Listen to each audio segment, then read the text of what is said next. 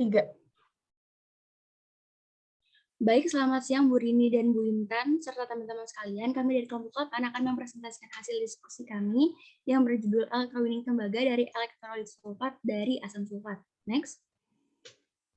Namun sebelum itu kami akan memperkenalkan diri terlebih dahulu. Nama saya Lupia dan 3 rekan saya, Lailiya Nilasari, Keza Jeta Karina, dan Hasna Fitriasi. Next. Nah, mungkin banyak dari kita yang masih bertanya-tanya, apa sih electrowinning? Nah, electrowinning adalah proses mendapatkan atau mengekstraksi secara elektrolisis logam-logam ringan yang reaktif secara seperti Cu, Ni, Co, Cd, Fe, Zn, Mn dari larutan sulfat encer hasil leaching. Proses electrowinning dilakukan dengan mereduksi kation logam ke permukaan katoda dari larutan cair dari proses pelindungan kimia, di mana pada electrowinning ini energi listrik menyebabkan terjadinya reaksi kimia. Lalu untuk parameter terjadi proses electrowinning dikatakan selesai apabila sesuai dengan waktu yang dibutuhkan untuk pengendapan logam berharga yang diinginkan di katoda logam kadar yang tinggi. Lalu untuk mendapatkannya bisa menggunakan hukum Faraday seperti rumus di bawah. Baik, bisa di next. Nah, berikut adalah referensi artikel yang kita gunakan yang berjudul Electrowinning of Copper from Sulfate, Electrolyte in Present for Sulfuric Acid, artikel in Hydrometallurgy Journal, dan berikut adalah buku referensi bacaannya. Next.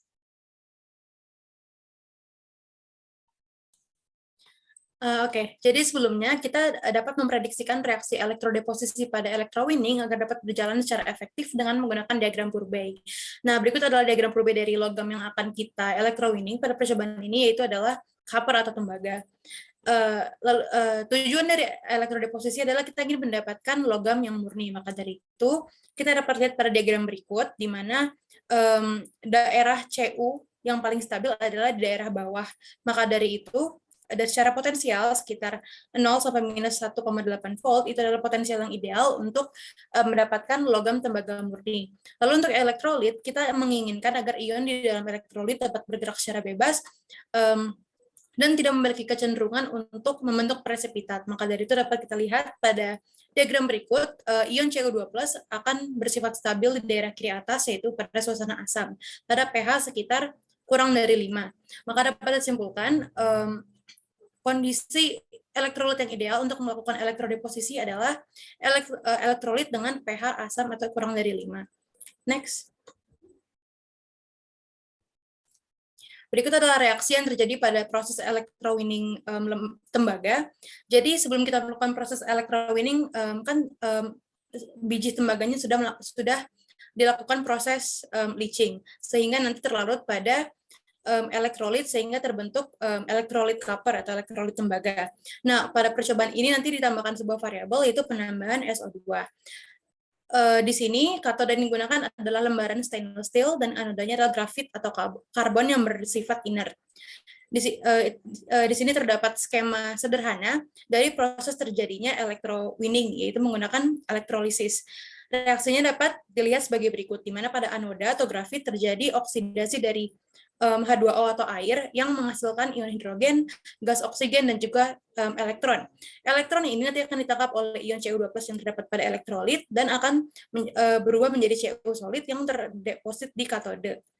Nah, maka dapat dilihat reaksi totalnya adalah Cu2+ pada elektrolit ditambah dengan air ditambah dengan energi listrik dari proses elektrolisis akan menghasilkan Cu solid yang terdeposit pada katode, ion hidrogen yang menyebabkan suasana asam, dan juga gas oksigen.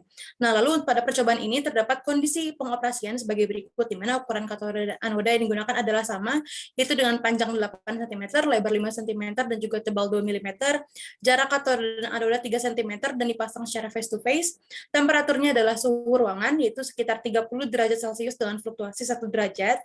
Rapat arus 150 ampere per meter persegi, elektrolit mengandung 20 gram per liter Cu, 30 gram per liter H2SO4, dan juga 4,16 gram per liter SO2, kecuali ketika konsentrasi SO2 dijadikan variabel bebas dan divariasikan, lalu proses elektrolisis dilakukan kurang lebih selama 2 jam. Next. Dari sini bisa dapat dilihat di grafik pertama bahwa sel voltage dan anoda potensial menurun drastis seiring konsentrasi SO2 sampai 15 gram per liter.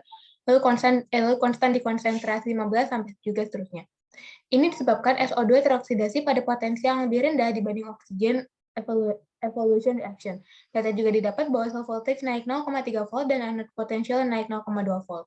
Ini mungkin terjadi karena potensial SO2 pada elektrode tembaga. Pada grafik kedua, turunnya power consumption sebanding dengan cell voltage dan anode potential. Power consumption-nya turun drastis sampai konsentrasinya 15 gram per liter, lalu konstan di konsentrasi selanjutnya. Dari sini juga ditemukan bahwa penambahan SO2 ke elektrode tembaga dapat menurunkan 550 kW per hour. Kenaikan konsentrasi SO2 tidak berpengaruh pada efisiensi arus katoda dan tetap 98%. Selanjutnya di grafik ketiga, kita dapat melihat bahwa cell voltage relatif tinggi pada konsentrasi tembaga yang rendah sampai 30 gram per liter. Di atas itu, cell voltage-nya konstan. Anode potensial dan power consumption-nya tidak terlalu ada perubahan dengan power consumption sekitar 1.400 sampai 1.424 kW per hour. Efisiensi arus berdasarkan perhitungan didapat 98%. Next.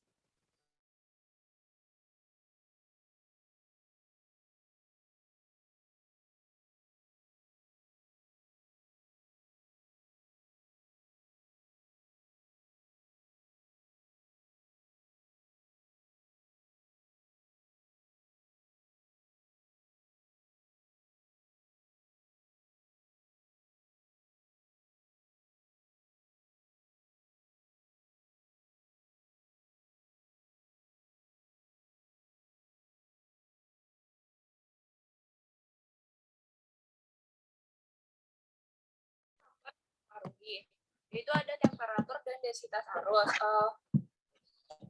Untuk yang temperatur di gambar yang sebelah kiri, tidak ada variasi dalam efisien arus yang diamati dalam rentang suhu yang dipelajari dan ditemukan secara keseluruhan sekitar 98%. Sedangkan pada gambar yang di sebelahnya, di sebelah kanan, menunjukkan bahwa pengaruh suhu terhadap konsumsi daya mengalami penurunan yang signifikan dalam konsumsi daya yang diamati dengan peningkatan suhu. Konsumsi daya berkurang hampir secara linier dengan peningkatan suhu. Suhu yang lebih tinggi ditemukan untuk meningkatkan kualitas deposit. Sedangkan yang sebelah kanan untuk faktor densitas arus, pada gambar di sebelah kirinya, pengaruh rapat arus pada tegangan sel menunjukkan bahwa tegangan sel dan potensial anoda selama electrowinning tembaga meningkat dengan peningkatan rapat arus. Peningkatan tegangan sel dan potensial ini dikaitkan dengan peningkatan polarisasi dan dari katodik dan anodiknya. Sedangkan untuk gambar yang di sebelah kanan menunjukkan bahwa deposit bubuk terbentuk ketika kerapatan arus semakin meningkat dikarenakan melebihi kepadatan arus kritisnya. Next. Kesimpulannya, semakin tinggi konsentrasi SO4 pada elektrolit, maka semakin ini rendah juga sel volta, anoda potensial, dan power consumption-nya. Dan yang kedua, konsentrasi Cu dan H2SO4 serta temperatur tidak mempengaruhi efisiensi arus secara signifikan. Sekian dari kelompok kami, kurang lebihnya mohon maaf, terima kasih.